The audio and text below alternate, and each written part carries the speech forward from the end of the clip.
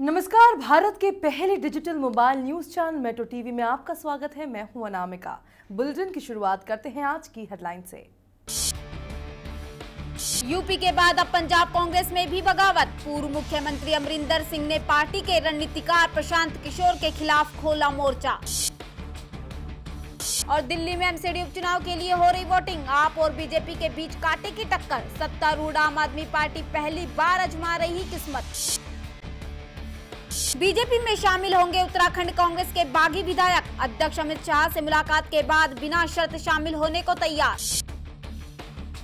गुजरात में प्रवीण तोगड़िया के भतीजे समेत 3 की हत्या। लालू ने पूछा यहाँ कौन सा राज। पत्रकार की हत्या के बाद बीजेपी ने बिहार में बताया था मां जंगल राज।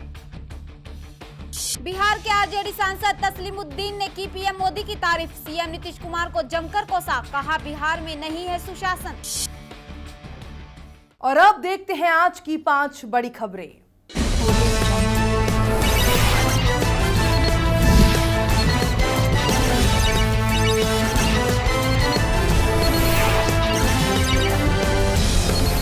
महाराष्ट्र में लोगों को भीषण गर्मी का सामना करना पड़ रहा है, जहां तापमान सबसे ज्यादा स्थानों में 45 से ज्यादा डिग्री सेल्सियस तक हो गया है, जिसके चलते लोगों को सूर्य की गर्मी से बचने के लिए छाते और कपड़े से चेहरे को कवर करना पड़ रहा है। वहीं सड़क के किनारे पेय सामग्री बेचने वाले विक्रेताओं के कारोबार में तेजी आई है। यही नहीं, इस जला देने वाली गर्मी से अधिकतर गाँव में सूखा पड़ने से पानी की कमी आई है। बिहार के पूर्णिया जिले में सरपंच के बेटे पर कथित तौर पर एक नाबालिग लड़की के साथ दुष्कर्म करने का आरोप लगा है। पीड़िता को इलाज के लिए अस्पताल में भर्ती कराया गया है, जहां उसकी हालत गंभीर बनी हुई है। जानकारी के मुताबिक वारदात को अंजाम देने के बाद से ही आरोपी मौके से फरार है। वहीं पुलिस ने मामले को गंभीरता से लेते हुए छानबीन तेज कर फरार आरोपी की तलाश शुरू कर दी है। गुड्डू नाम का लड़का है, जो हाजी अजीमुद्दीन का लड़का है। अभी उसका पिता सरपंच है और समिति पद में जो है कि इस बार चुनाव लड़ रहे हैं। वो लड़का इसको आम देने के बहाना झाड़ी में ले गया और इसके साथ जो है कि मुंह में कपड़ा डाल के बलात्कार किया। उत्तराखंड और हिमाचल के जंगलों में लगी आग के बाद अब जम्मू कश्मीर में कल शाम से रियासी जिले के वन क्षेत्र में आग लग गई है, जिस पर अब तक काबू नहीं पाया जा सका। हालांकि वन विभाग की टीम पानी के जरिए आग पर काबू पाने की कोशिश में जुटी हुई है। ये आग जम्मू कश्मीर में राजौरी जिले के क्षेत्रों में बने वनों में लगी है। फिलहाल इस आग ने राजौरी स्थित जंगल को भी चपेट में ले रखा है। सुरक्षा बलों ने जम्मू कश्मीर में बड़ी सफलता हासिल करते हुए बारामूला से जैश कमांडर अब्दुल रहमान को गिरफ्तार किया है। हालांकि सबसे चौंकाने वाली बात ये है कि आतंकी के पास से आधार कार्ड बरामद हुआ। पुलिस मामले की जांच में जुट गई है। बताया जाता है कि पठानकोट हमले में भी अब्दुल रहमान की भूमिका रही है। वहीं जम्मू कश्मीर पुलिस ने बताया अब्दुल रहमान पाकिस्तान अधिकृत कश्मीर का नागरिक है, जो कथित रूप से जम्मू कश्मीर में जैश की आतंकी गतिविधियों का संचालन कर रहा था। आतंकियों को खुफिया इनपुट के आधार पर बारामूला के हाजीबल से गिरफ्तार किया गया। सूरत में विश्व हिंदू परिषद प्रेसिडेंट प्रवीण तोगड़िया के भतीजे भरत तोगड़िया समेत 3 लोगों की चाकू मारकर हत्या कर दी गई। हमले के बाद आरोपी मौके से भाग निकले। हमले में एक शख्स गंभीर रूप से जख्मी है, उसकी हालत नाजुक बताई गई है। सूत्रों के मुताबिक इसके पीछे की एक वजह निजी दुश्मनी मानी जा रही है। अभी तक केस में किसी आरोपी के अरेस्ट किए जाने की जानकारी नहीं है। ये मामला प्रवीण तोगड़िया के परिवार से जुड़ा हुआ है, इसलिए वारदात के बाद सूरत के वाराछा थाना इलाके में सुरक्षा बढ़ा दी गई है। फिलहाल पुलिस मामले की जाँच कर रही है।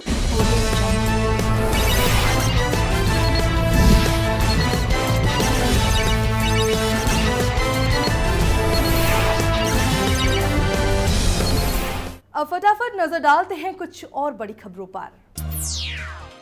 पंजाब के गुरदासपुर जिले के दीना नगर में 3 लोगों द्वारा एक स्विफ्ट डिजायर हाईजैक किए जाने के बाद इलाके में रेड अलर्ट जारी किया गया है। सूत्रों का कहना है कि टाटा सुमो में आए 3 लोगों ने देर रात प्रदीप सैनी को रोका और उन पर हमला कर कार को हाईजैक कर लिया, जिसका नंबर PD01A 7651 है। वहीं पुलिस ने टाटा सुमो को बरामद कर लिया है, जबकि स्विफ्ट डिजायर को गुरदासपुर के पास बरामद किया गया। फिलहाल पुलिस ने मुस्तैदी से आरोपियों की तलाश शुरू कर दी है। आंध्र प्रदेश के गुंटूर शहर में एक निर्माणाधीन मॉल की दीवार गिरने से 7 मजदूरों की मौत हो गई, जबकि एक मजदूर को सही सलामत बचा लिया गया। पुलिस के मुताबिक ये हादसा बीती रात उस समय हुआ जब गुंटूर के लक्ष्मीपुरम में एक बहुमंजिला मॉल के लिए 30 फुट गहरा गड्ढा खोदा जा रहा था।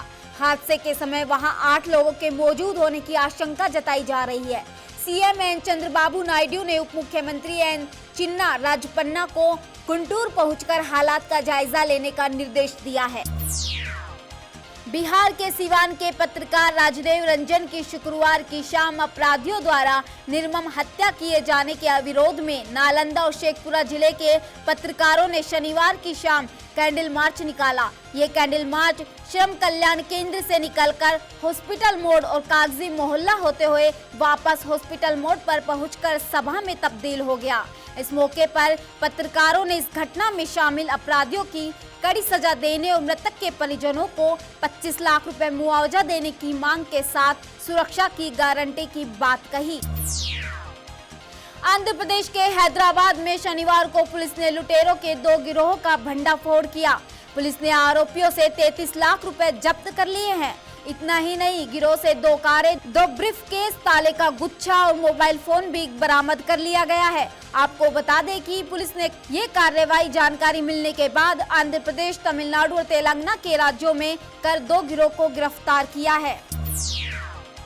चुनाव आयोग ने अन्नादम्रुक प्रमुख एम करुणानिधि और तमिलनाडु की सीएम जयललिता को चुनाव आचार संहिता के उल्लंघन को लेकर कारण बताओ नोटिस जारी किया।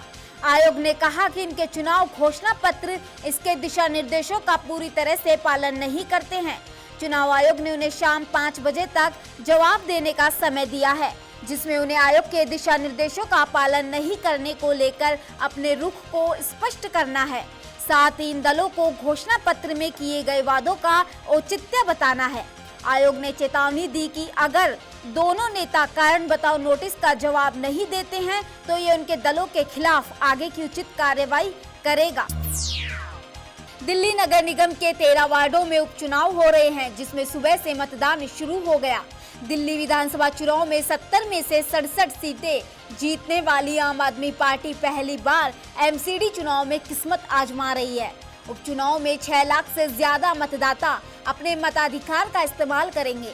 एमसीडी उपचुनाव में बीजेपी, आम आदमी पार्टी और कांग्रेस के बीच त्रिकोणीय मुकाबला है। मैदान में 95 उम्मीदवार हैं।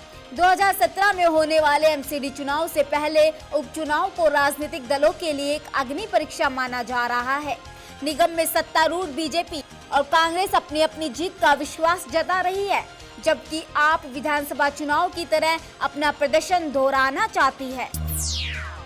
यूक्रेन में बना दुनिया का सबसे बड़ा कार्गो प्लेन एंटोनोवेन 225 मीरिया शनिवार रात हैदराबाद के राजीव गांधी इंटरनेशनल एयरपोर्ट से रवाना हो गया। इससे पहले शुक्रवार सुबह लगभग 3 बजे हैदराबाद एयरपोर्ट पर लैंड हुआ था। ये प्लेन तुर्कमेनिस्तान से होता हुआ भारत फ्यूल भरवाने के लिए आया था। बता दें कि ये कार्गो प्लेन अपनी पहली कमर्शियल फ्लाइट के लिए कीव से रवाना हुआ था। ये अगले रविवार ऑस्ट्रेलिया के पर्थ में लैंड करेगा। प्लेन में 117 टन वजनी इलेक्ट्रिक जनरेटर है। इसे ऑस्ट्रेलिया की एक माइनिंग कंपनी को डिलीवर करना है। ये विमान एक बार में 640 टन सामान ले जा सकता है। खबरों के सफर में फिलहाल इतना ही। देश दुनिया की पल पल की खबरें हम आप तक पहुंचाएंगे एक नए अंदाज में, आपके मोबाइल फोन के माध्यम से। तो आप जुड़े रहिए मेट्रो टीवी से। तब तक के लिए नमस्कार।